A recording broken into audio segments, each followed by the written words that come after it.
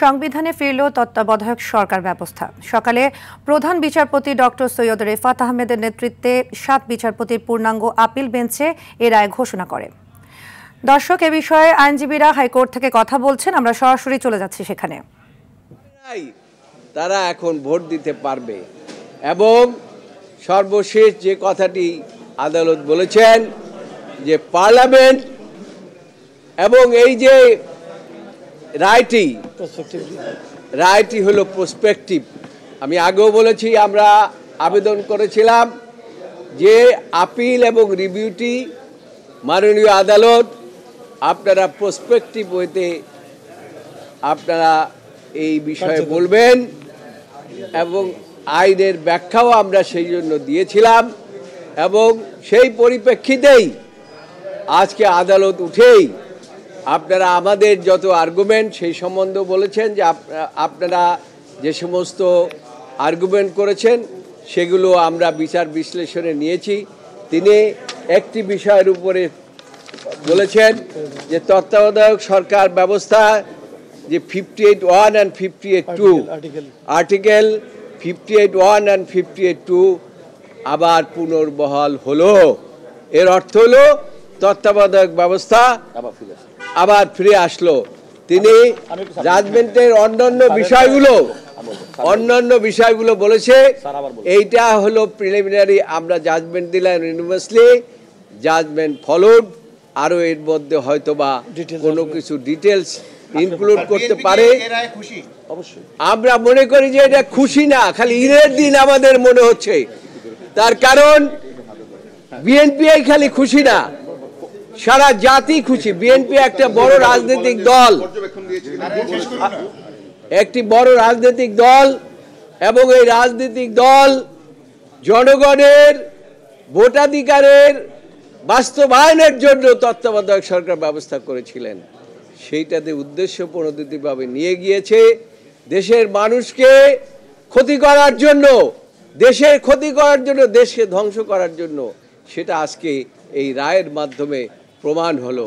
আপনারা জানেন যে এই রায়ের মাধ্যমে এই শেখ হাসিনা শুধু পালিয়ে এই যে ব্যবস্থা প্রবর্তন করেছিলেন, শুধু আয়নাঘরেই বানান নাই, হাজার হাজার লক্ষ লক্ষ মানুষকে তিনি গুম করেছেন, খুন করেছেন। শুধু তাই নয়, লক্ষ লক্ষ মানুষের বিরুদ্ধে মামলা মোকদ্দমা দিয়ে দমিয়ে রাখার চেষ্টা করেছিলেন। সেই থেকে আমার মনে হয় আজকে আমরা মুক্তি পেলাম এবং দেশের সর্বোচ্চ আদালত প্রায় 8 দিন পর্যন্ত এই মামলাগুলো শুনেছেন।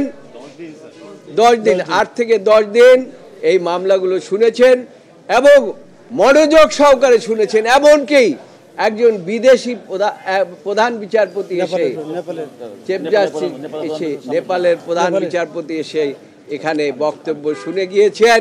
কাজেই আমরা মনে করি এই জাজমেন্টটি এই দেশের জন্য একটা মাইলফলক এবং আজকে যে বিচার বিভাগ স্বাধীনভাবে দায়িত্ব পালন করতে পেরেছে তা হচ্ছে শেখ হাসিনা পালিয়ে যাওয়ার ফলে। আচ্ছা, আমি আপনাদেরকে ইতিমধ্যেই বিএনপির পক্ষ থেকে আমাদের lead councillor senior advocate Zainul Abedin তার বক্তব্য দিয়েছেন, আপনারা ইতিমধ্যে জেনেছেন। আদালত কিন্তু বলেছে এই অ্যাপিলটি সর্বসম্মতভাবে অ্যালাউ হয়েছে এবং বলেছে যে জাজমেন্টটি চ্যালেঞ্জ করে, অর্থাৎ বিচারপতি ABM খায়রুল হক সাহেবের নেতৃত্বাধীন 7 সদস্যের মধ্যে 4 জন যারা নির্দলীয় তত্ত্বাবধায়ক সরকার ব্যবস্থা বাতিলের পক্ষে ছিলেন এবং 3 জন যারা নির্দলীয় তত্ত্বাবধায়ক সরকার ব্যবস্থা সংবিধানে রাখার পক্ষে ছিলেন, এই 7 জন বিচারপতির যে রায়, সেই রায়টি এন্টায়ারলি, অর্থাৎ পুরা রায়টি তারা রিভিউ করেছেন। এটা হচ্ছে আপনাদেরকে প্রথমত বুঝতে হবে। দ্বিতীয়ত হচ্ছে যে এই রায়টি আজকে 7 জন বিচারপতি সর্বসম্মতভাবে দিয়েছেন এবং আমাদের দেশের আইন এবং বিচার এবং সংবিধান মোতাবেক এই রায়টি হবে নির্দলীয় তত্ত্বাবধায়ক সরকার ব্যবস্থা সংক্রান্ত সর্বশেষ সুপ্রিম কোর্টের রায়। এই রায়ের ফলাফলটি আদালত বলেছে আমাদের রায়ের ভিত্তিতে নির্দলীয় তত্ত্বাবধায়ক সরকার ব্যবস্থা, যেটি ত্রয়োদশ সংশোধনীর মাধ্যমে তৎকালীন প্রধানমন্ত্রী বেগম খালেদা জিয়া সংবিধানে সন্নিবেশন করার মাধ্যমে বাংলাদেশের জনগণ ভোটাধিকার সুযোগ পেয়েছিল, গণতন্ত্র বিকশিত হয়েছিল। যে অন্তর্বর্তীকালীন তত্ত্বাবধায়ক সরকার ব্যবস্থা সংবিধানে ফিরে আসার কারণে 1996 সালে এবং 2001 সালে মানুষ নির্বিঘ্নে ভোট দিতে পেরেছিল। যে নির্দলীয় তত্ত্বাবধায়ক সরকার ব্যবস্থার কিছুটা বিচ্যুতি সত্ত্বেও 2008 সালে বাংলাদেশের মানুষ ভোট দিতে পেরেছিল এবং নির্দলীয় তত্ত্বাবধায়ক সরকার ব্যবস্থা বিগত শেখ হাসিনার সরকার সংবিধানের পঞ্চদশ সংশোধনীর মাধ্যমে বিলুপ্ত করার মাধ্যমে আজকে বাংলাদেশের মানুষ আর ভোটাধিকারের সুযোগ পায়নি। বাংলাদেশে ইতিপূর্বে 154 জন সংসদ সদস্য বিনা প্রতিদ্বন্দ্বিতায় নির্বাচিত হয়েছে, দিনের ভোট রাতে হয়েছে এবং মানুষের 5%-এর বেশি মানুষ কোনোভাবে পার্লামেন্টের ভোটে অংশগ্রহণ করেনি। এমন একটি পরিস্থিতিতে আমরা প্রত্যাশা করি এই নির্দলীয় তত্ত্বাবধায়ক সরকার ব্যবস্থা সুপ্রিম কোর্টের আপিল বিভাগের আজকের রায়ে এটা ইমিডিয়েটলি এই সংবিধানে ফিরে এসেছে। আদালত বললেও আদালত কিন্তু বলেছে এর কার্যকারিতা প্রসপেক্টিভলি।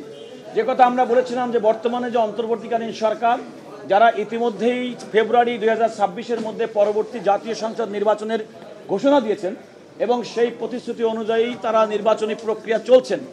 আজকের রায়ের মাধ্যমে এটা স্পষ্টত হয়ে গেল যে এই নির্বাচনের ক্ষেত্রে এই নির্দলীয় তত্ত্বাবধায়ক সরকার ব্যবস্থা যেটি আজকে থেকেই সংবিধানে ফিরে এলো তার অধীনে নির্বাচনটি আসন্ন নির্বাচনটি হবে না, নির্বাচনটি হবে পরবর্তী সময় থেকে।